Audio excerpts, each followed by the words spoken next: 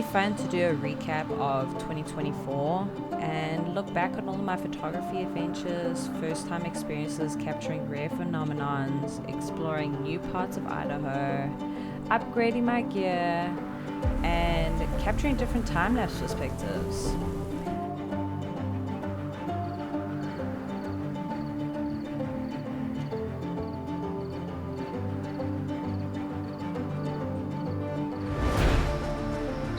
I wanted to take you on this little adventure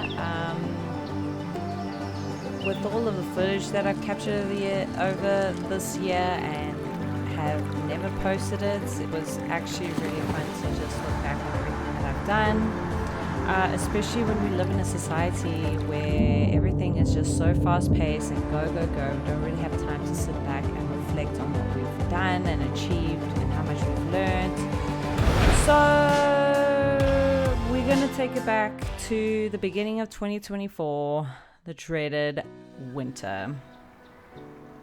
Now, some of you guys may know that winter is my least favorite season. For most of winter, I'm basically just hibernating at home, watching the birds and squirrels eat in the garden and scrounge for food. But there's an occasional adventure that I'll go on, either to Morley Nelson or Lucky Peak, Utah, before spring hits. So don't get me wrong, I love capturing the beautiful winter landscapes. I just hate the cold. It's basically 6 months of crappy weather in Idaho where the days are shorter, it's either snowing or raining, and it's below freezing for weeks at a time.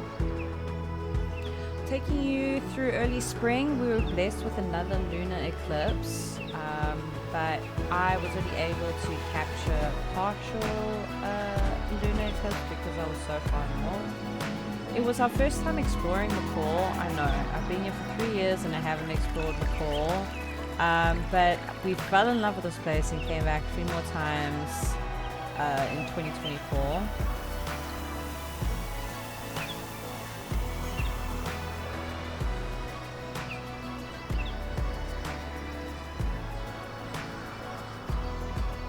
In the summer, we did a lot of paddleboarding, a few hikes, swimming, soaking up the sun. We camped only once this year because of all the wildfires, which is why we took so many trips to Lucky Peak to swim and soak up the sun. I was able to explore Haley and Sun Valley for the first time as well.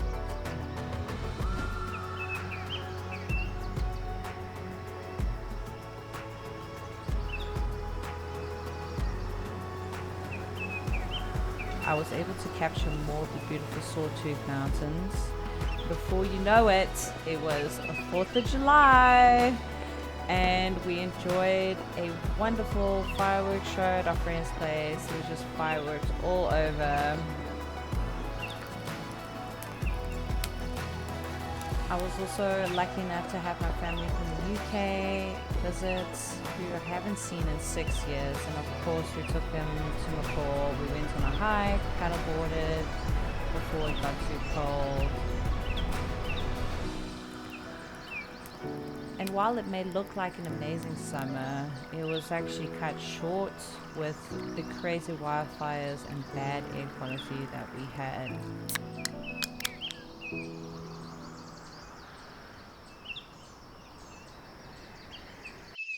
We are starting off with breaking news here on the News at 4 and getting right into the very latest on the Valley Fire burning near Lucky Peak. Our Aspen Chumper joins us live from Barber Observation Point. Aspen, what's the latest on this? Brenda, the Valley Fire continues to burn here. At last count, the Bureau of Land Management says it has burned 4,000 acres. Now, the Boise County Sheriff's Office says the main concern right now is the north end of this fire, which is where you're seeing the smoke just over the ridge. Right now, there is smoke and visibility concerns. Planes not being breaking news out of southeast Boise, where crews are battling a brush fire near Micron. BLM says that they got reports of a fire near Columbia Road and Golden Eagle Lane at 3:20 this afternoon. This is being called the Leeds Fire. We have learned it has spread to about 200 acres. I want to send it out now to our Abby Davis, who is live out in the area. She is Sparked in southeast Boise near Lucky Peak today. The Boise Fire Department says the fire burned about 20 acres in sagebrush near South Isle Avenue and East Plexi Court. This hour, 4,000 lightning strikes that Rick just talked about, starting at least 7 new fires today. Some of those fires are burning far from structures and thankfully have not grown very large. But one right now is prompting evacuation. I want to start with the Glendale fire. It is located here just a little bit south of Haley. You're seeing photos that viewers have sent in to us throughout the day. You can see just that big plume of smoke coming up behind this resident's home, and the Blaine County Sheriff's Office issued evacuation notices for this fire around 7:30 tonight. Level 3 orders are in place for Rock Creek Road, which means go now. And Floyd Creek and Rock Creek Canyons also just... This has been the worst fire season I've ever experienced living in Idaho, with the fires all over Idaho, Oregon, California, just blowing so much smoke over the state that the air quality was terrible. We couldn't even go on our annual camping trip to Stanley because of the road closures and fires that were happening there. Even on our few trips to McCall, the air quality was not great at all, but you know, we made the most of it with what we had. Unfortunately, there was nothing we could do about the fires, and I'm hoping next year it'll be a little bit better.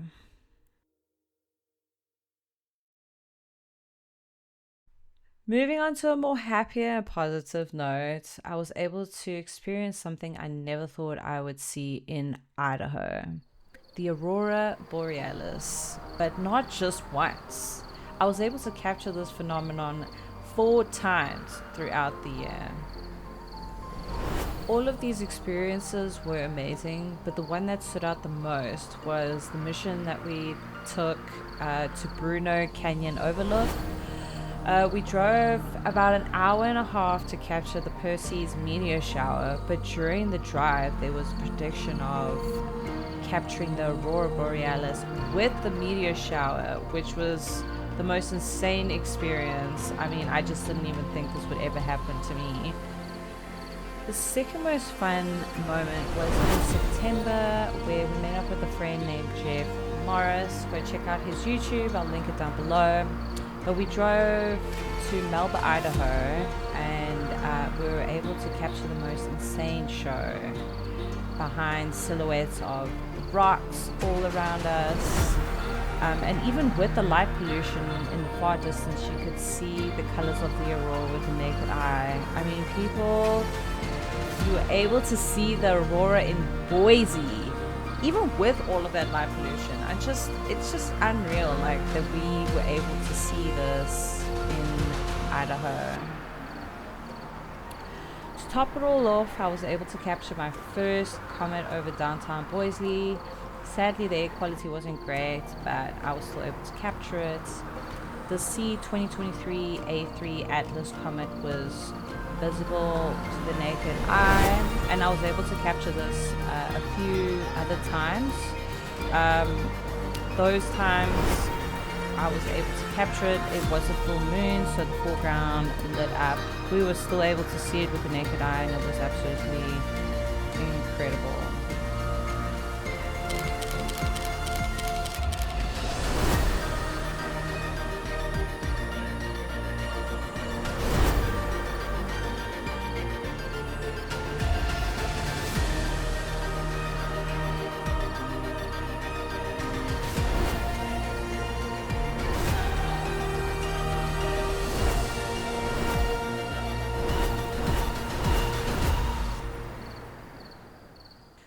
As summer came to an end, it started cooling down, and my denial that summer was over started to kick in. We went on a few more trips before it got too cold.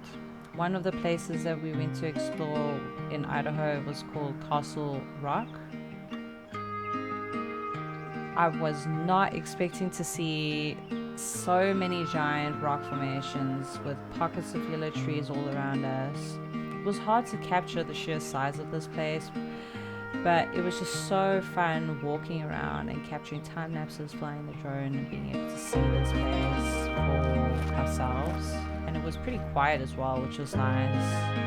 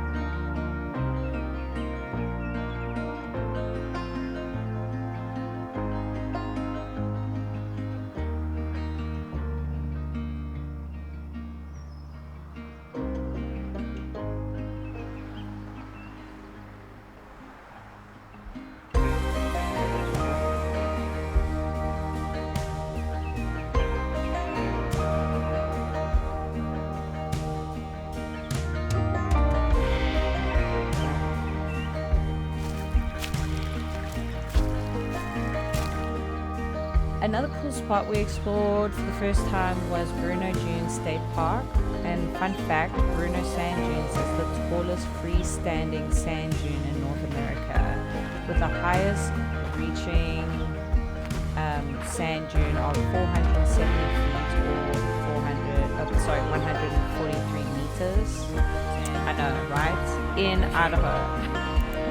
Let me tell you, hiking up that sand dune was no joke. It's definitely one of the toughest hikes that I've done, but the views from the top were so worth it.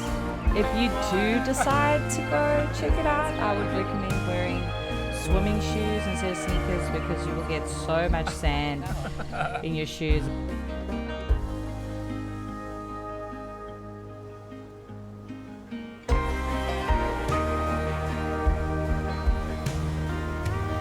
We ended the year with lots of rain, and as you can see, I had to go and capture this insane storm that we saw in Lucky Peak. My drone almost got drenched by the rain, but it was definitely worth it for the shots.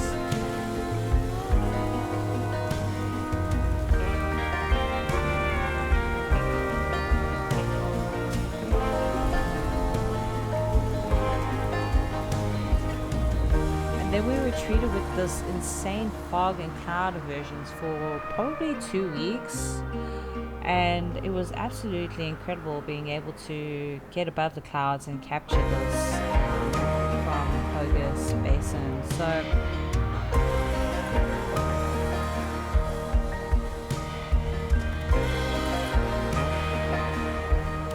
thank you for watching, and